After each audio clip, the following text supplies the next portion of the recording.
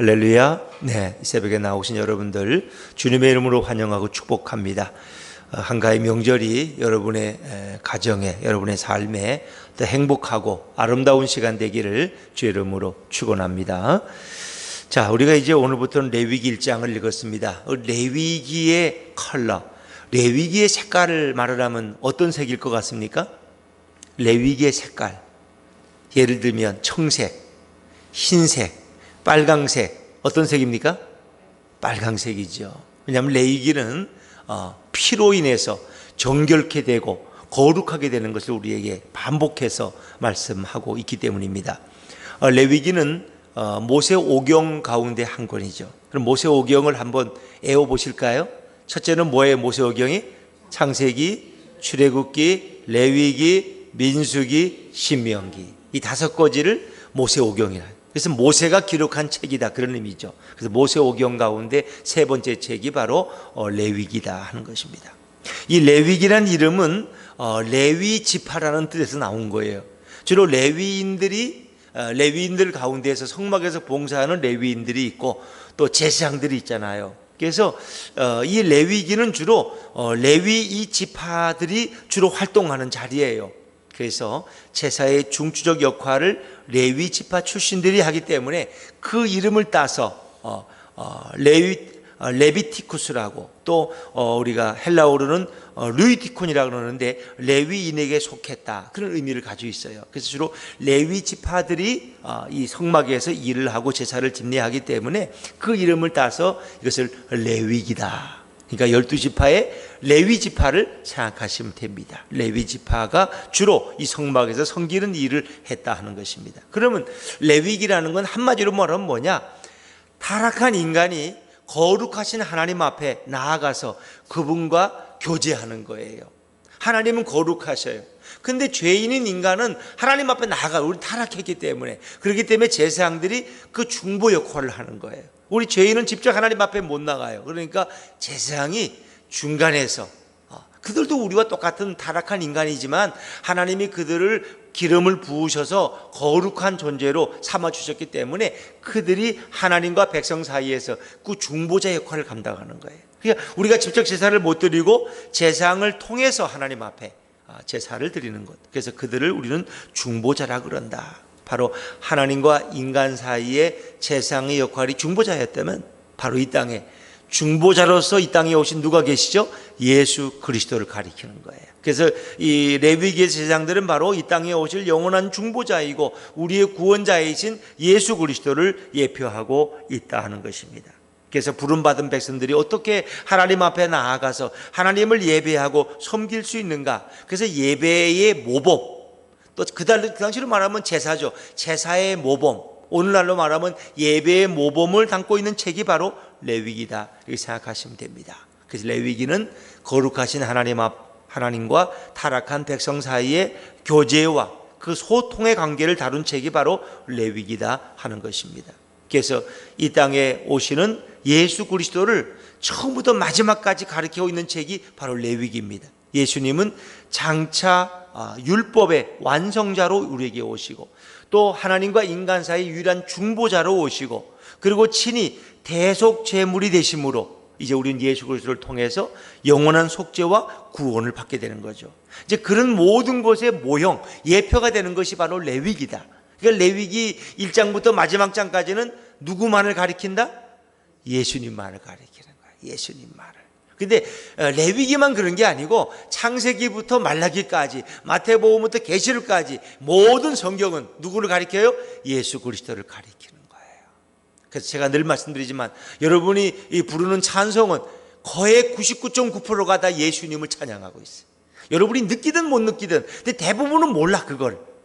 그런데 여러분이 생각을 가지고 가사를 묵상해 보면 예수님을 찬양하지 않는 내용이 거의 없어요. 거의 99.9%는 다 예수님을 찬양하고 예수님의 구속을 노래하는 것이다. 성경도 마찬가지예요. 성경도 100%, 거의 100%가 다 예수님에 대한 책이 바로 성경이다. 그러나 이걸 우리가 잘 몰라요. 그래서 예수님에 대한 관심 없이 그냥 성경을 읽으면 아브라함의 얘기, 이삭을 바쳤네, 아유 모세가 이렇게 훌륭하네, 죽으려다가 살아났잖아, 나일강에 던져졌다가 여호수아가 이런 일을 했네. 그래서 그 정도만 알지. 그 아브라함이 하는 일이, 그 여호수아가 하는 일이, 모세가 하는 일이, 다윗이 하는 일이 바로 예수님을 가리키고 있다는 걸 우리가 잊어버릴 때가 많이 있어요.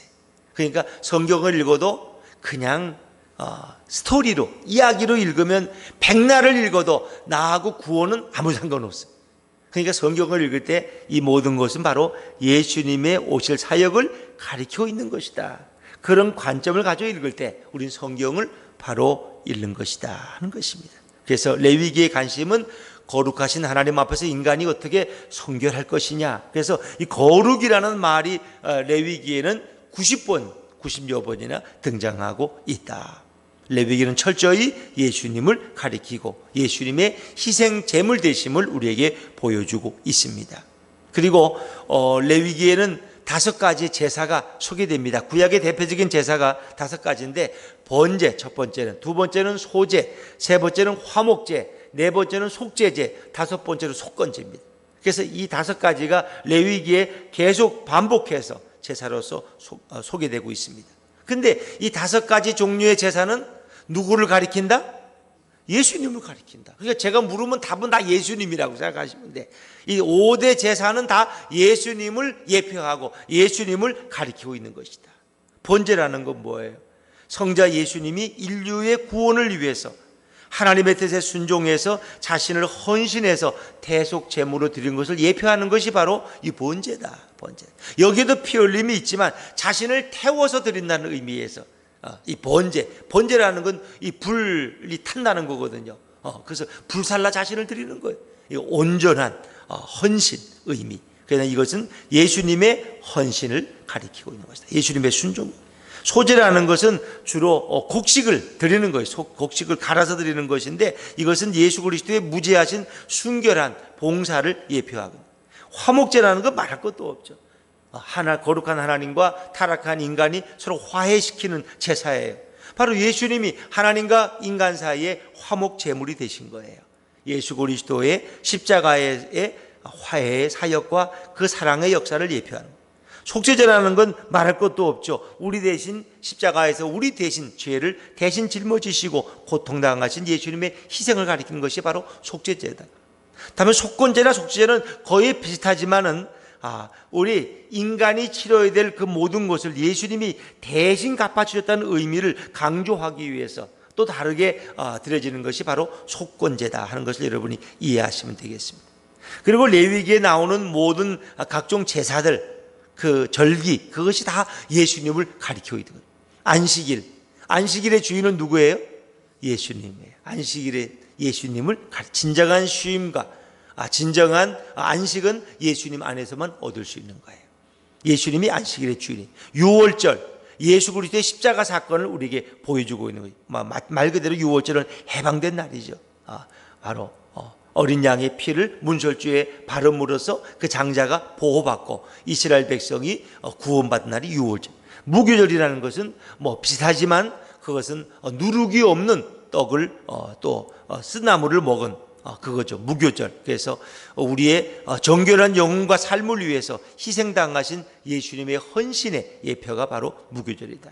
초실절은 부활의 첫 열매로서 예수 그리스도의 부활을 가리키고 있는 것이 바로 초실절이다. 오순절은 교회의 출발은 성령의 강림으로부터 시작되죠. 오순절. 그래서 바로 성령의 임재는 예수 그리스도의 부활과 관련되죠. 예수님이 부활하시고 그리고 제 아들에게 성령이 임하게 되죠. 나팔절은 예수님의 영광 중에 재림을 가리키는 것이 바로 나팔절이다. 이게 다 레위기에 나오는 절기들이 속죄일, 인류의 죄를 완전히 도말하는 예수님의 십자가 사역을 가리키고 있죠. 초막절, 예수 그리스도의 재림으로 완성될 새 하늘과 새 땅에서의 기쁨과 영광의 축제를 예표하는 것이 바로 초막절이다. 그러니까 하여튼 레위기에 나오는 모든 절기는 다 예수님을 가리키고 있다는 거죠. 자, 이제 우리 1절 2절을 한번 읽어볼까요? 1절 2절 레위기 1장 1절과 2절입니다. 시작. 여호와께서 회막에서 모세를 부르시고 말하여 이르라. 너희 중에 누구든지 여호와께 예물을 드리려거든 가축 중에서 소나 양으로 예물을 드릴지니라. 아멘. 자, 예물을 드리는데 어떤 걸 드려요? 가축 중에서. 예전 성경에는 생축 중에서 생축이라는 건 살아있는 짐승이에요. 뭐 가축도 살아있는 걸 얘기하는 거죠. 소나 양으로 예물을 드릴지니라. 근데 왜 살아있는 걸 생축으로 드리라 그랬을까? 살아있는 것만이 피를 흘릴 수 있기 때문에. 여러분, 죽은 짐승이 무슨 피가 있습니까? 나중에 다 말라 비틀은 피가 없죠. 그러니까 살아있는 짐승을 잡아서 소나 양으로 하나님 앞에 예물을, 그 피는 바로 예수 그리스도의 보혈을 의미하는 거죠. 자, 뭐 같은 번제입니다만은 여기는 이제 세 가지 종류가 소개되죠. 그러니까 소를 잡아서 하나님 앞에 번제를 드릴 경우, 또 소로 드릴 수 없는 분들이 있죠. 좀 가난한 사람들이나 뭐 그런 해당이 안 될 때, 다음에 양이나 소로 또 드리는 경우, 또 세 번째는 그런 정도의 또 경제적인 그게 안 돼요. 그래서 비둘기나 이런 새를 잡아 드리는 경우, 세 가지로 소개하는데 그 내용은 거의 비슷합니다. 자, 우리 3절 4절 말씀, 3절 4절 말씀을 읽죠. 시작. 그 예물이 소의 번제이면 흠없는 수컷으로 회막문에서 여호와 앞에 기쁘게 받으시도록 드릴지니라. 그는 번제물의 머리에 안수할지니 그를 위하여 기쁘게 받으심이 되어 그를 위하여 속죄가 될 것이라. 소를 번제로 드리는 경우, 일단 흠없는 수컷이에요. 하나님 앞에 제물은 흠이 없어야 돼. 그리고 암컷보다는 주로 수컷을 사용했다. 회막문이라는 것은 성막들 휘장을 거치고 들어가면 제일 첫 번째 있는 게 바로 번제단이라 그랬죠. 그 번제단에서 드리라는 거예요. 그러니까 성소 안이 아니라 성막들 처음에 앞에 있는 물두멍 앞에 있는 번제단에서 여호와 앞에 기쁘게 받도록 번제를 드린다. 근데 사절에 보니까 그런 번제물의 머리에 안수할지니. 안수한다는 건 뭐예요? 전가된다는 거예요. 나의 의가 남에게 예수님의 의가 우리에게 전가되기도 하지만 안수한다는 것은 나의 죄가 바로 그 번제물 짐승에게 전가된다는 거죠. 그래서 우리가 안수라는 게 뭐예요? 머리에 안고 한다는 건 그 사람이 가지는 영적인 축복이 다른 사람에게 전달되는 거죠. 그래서 안수라는 것은 우리가 뭐 마지막 송구 영신 예배나 특별할 때 안수를 하잖아요. 또 뭐 목사나 장로 임직식 때 안수를 하잖아요. 그것은 그 의로움이 전가되는 거예요. 그의 하나님 주신 그런 능력과 권세가 전가되는 거겠죠. 그러나 우리는 아무 데 가서나 안수를 받으면 안 돼요. 잘못 안수를 받으면 악령이 그에게 전가될 수도 있다는 거예요. 악한 영을 받은 사람에게 가서 머리를 들이밀고 안수를 받는 것은 극히 위험한 것이다. 그래서 안수는 함부로 받는 것이 아니다. 그러나 부모님들은 자녀들을 언제든지 안수할 수 있어요. 어린 자녀들을 안고 안수하고 손자들을 머리에 안수하는 것은 하나님이 허락하신 가장으로서의 특권이라고 말할 수 있죠. 그래서 그 죄를 전가하기 위해서 번제물의 머리에 안수한다는 거예요. 자, 또 5절 6절 말씀, 5절 6절입니다. 시작. 그는 여호와 앞에서 그 수송아지를 잡을 것이요 아론의 자손 제사장들은 그 피를 가져다가 회막문 앞 제단 사방에 뿌릴 것이며 그는 또 그 번제물에 가죽을 벗기고 각을 뜰 것이요. 그래서 번제단 성막들에서 그걸 직접 잡는 거예요. 거기서. 그러니까 도살장이라는 게 다른 데가 아니에요. 그 성막들이 도살장이에요. 거기서 짐승을 잡는 거예요. 그러니까 그게 뭐 아비규환 아니겠습니까? 그게 제가 번제단을 볼 때마다 우리는 지옥과 천국을 본다 그랬어요. 왜? 그것이 그냥 잡아지고 피를 흘려지고 사면에, 그리고 그것이 고기 타는 냄새가 진동하는, 그거는 정말 아비규환이에요. 그러나 거기서 그렇게 짐승이 죽음으로써 뭐예요? 결국은 한 사람이 또 살아나는 거예요. 그러니까 예수 그리스도가 십자가 재단에서 그분이 죽으심으로써 또 하나의 생명이 살아나는, 그것을 바로 번제단에서 우리에게 보여주고 있는 것이죠. 그 번제물에 가죽을 벗기고 각을 뜨고, 이건 도살장에서 하는 일들이 그 성막들에서 다 행해지는 거예요. 천국과 지옥이 공존하는 것이다. 그 죄라는 건 그렇게 무서운 거예요. 그 죄가 속죄되기 위해서는 이렇게 어려운 과정을 겪어야 되는, 그 수많은 짐승들이 안수를 받고 죽어가야 되는, 그 피가 뿌려지고 또 가죽이 벗겨지고 각을 뜰 것이고, 그리고 그 고기를 제단 위에 놓고 불을 붙이는 거예요. 자, 우리 7절 말씀, 7절입니다. 7절 시작. 제사장 아론의 자손들은 제단 위에 불을 붙이고 불 위에 나무를 버려놓고, 그리고 그 고기를 제물로 다 태우는 건데, 이제 한번 그걸 보세요. 자, 우리 9절 말씀 건너뛰어서 9절 하면요. 9절입니다. 시작. 그 내장과 정강이를 물로 씻을 것이요 제사장은 그 전부를 제단 위에서 불을 살라 번제를 드릴지니 이는 화제라 여호와께 향기로운 냄새니라. 그 전부를, 그러니까 피를 뿌린 다음에 그 나머지는 전부 가죽만 제외하고 그 전체를 다 던지다. 그 그물망 위에 올려놔서 불태워서 없애는 거예요. 그게 다 가루가 돼서 향기로 올라가는 거예요. 그래서 이것을 번제를 다른 의미로 화제라고도 한다. 이것은 뭐 제사의 종류가 또 다른 종류가 아니라 그것은 하나의 제사의 방법에 있어서 뭘 흔들어는 요제, 또 거기다 포도주를 드리는 전제, 이런 것처럼 이건 불살라 드린다는 의미에서 이건 화제라고 하는 것이지. 그것은 하나의 제사의 방법에서 우리는 그것을 화제, 불살라 드리기 때문에 화제라고 말한다. 여러분이 이렇게 이해하시면 되겠습니다. 그러나 그것은 여호와께 향기로운 냄새니라. 하나님은 그것을 기쁘게 받으시고 그것을 통해서 영광을 받으시는 것이다. 구약의 제사가 주님 앞에 향기로운 제사로 드린 것처럼 우리의 예배, 오늘 신약 시대의 우리의 예배도 하나님이 기쁘게 받으신다는 것입니다. 바로 예수 그리스도의 보혈의 공로로 우리 하나님 앞에 나아가서 예배하시는 거죠. 우리는 제물을 드리자, 물론 헌금을 드리지만은 구약적인 의미에서 그런 제물은 안 해요. 바로 예수 그리스도가 제물 되심으로써 우리는 그의 이름의 공로를 의지해서, 그의 보혈의 공로를 의지해서 하나님 앞에 나가서 하나님 앞에 예배할 수 있는 것이죠. 자, 이제 간략하게 설명합니다. 10절만 읽어볼까요? 10절입니다. 10절 시작. 만일 그 예물이 가축대의 양이나 염소의 번제이면 흠없는 수컷으로 드릴지니. 드리는 방법은 앞에 소를 드릴 때하고 똑같습니다. 그러나 이건 소가 아니라 양이나 염소입니다. 소를 드릴 수 없는 그런 사람들은 양이나 염소를 잡아서 드립니다. 그러면 소를 잡아 드려야지 또 효과가 크고 이 염소나 양은 좀 부족하지 않느냐? 그렇지는 않습니다. 하나님은 동일하게 받으십니다. 동일하게.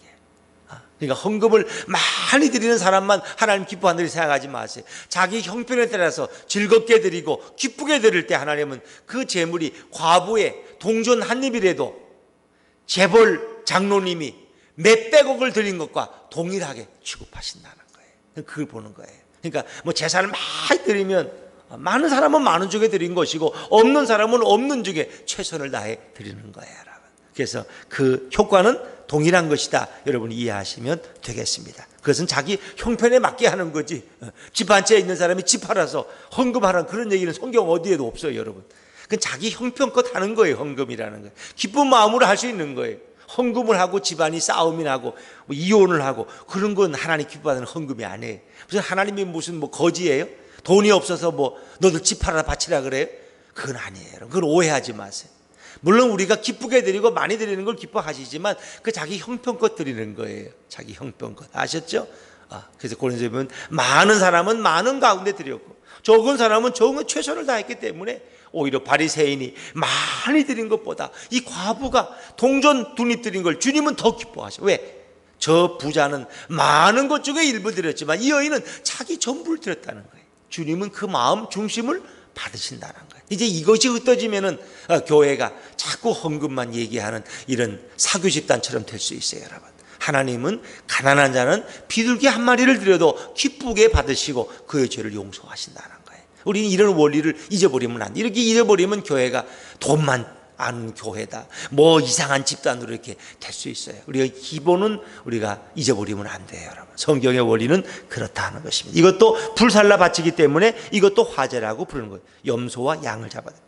또 그 다음에 이제 그렇지 못한 가장 가난한 사람들 14절 말씀 읽어볼까요? 14절 14절 같이 읽죠. 시작. 만일 여호와께 드리는 예물이